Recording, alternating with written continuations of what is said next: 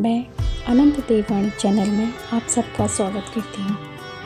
अपने इस चैनल की पहली वीडियो में मैं आपको कैची धाम के बाबा नीम करोली की एक सत्य घटना पर आधारित एक कहानी सुनाना चाहती हूँ। अगर आपको बाबा के जीवन की ये सच्ची घटना पसंद आए तो चैनल को सपोर्ट कीजिएगा।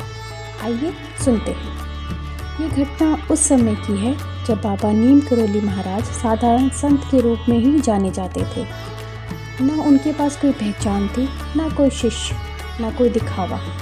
एक दिन बाबा पुरानी साधारण सी धोती कुर्ता पहने बिना किसी सामान के एक ट्रेन में चुपचाप आकर बैठ गए। उनके चेहरे पर वही शांति थी जो केवल गहरे तप और भक्ति से आती है। बिना टिकट के बाबा ट्रेन में बैठ गए। कुछ समय बाद टीटी आया। उसने बाबा से टिकट मांगा। बाबा ने बड़ी सहजता से कहा, बेटा मेरे पास टिकट नहीं है। टीटी को लगा ये कोई साधारण फकीर है, ना सम्मान ना डर।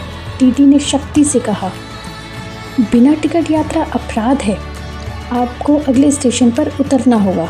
बाबा ने कोई बहस नहीं की, ना कोई सफाई दी, ना कोई चमत्कार दिखाया। बस शांति से मुस्कुराए और अगले स्टेशन पर उतर गए। लेकिन इसके बाद जो हुआ वो असाधारण। जैसे ही बाबा ट्रेन से उतरे, ट्रेन आगे बढ़ने लगी, लेकिन अचानक झटके के साथ रुक गई। ड्राइवर ने कोशिश की, इंजन फुल पावर में लगाया, सीटी बजी, पहिए घूमे, लेकिन ट्रेन एक इंच भी आगे नहीं बढ़ी। लोगों में हलचल मच गई। क्या हुआ? इंजन खराब है क्या?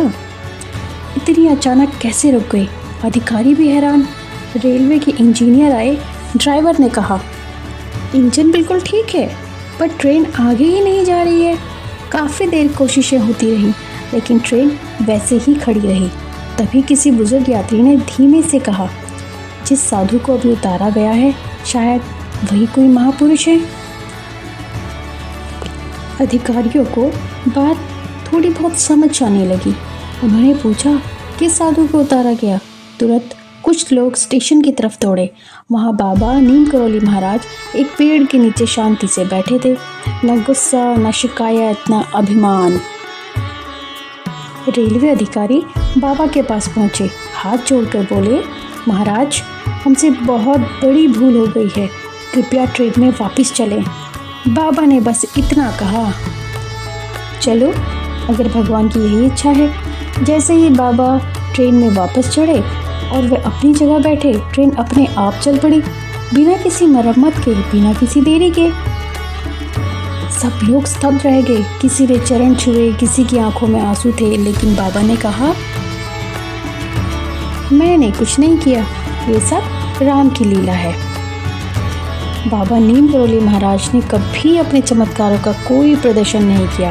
वे सिखाते थे, अहंकार नहीं, क्रोध नहीं, बदले की भावना नहीं।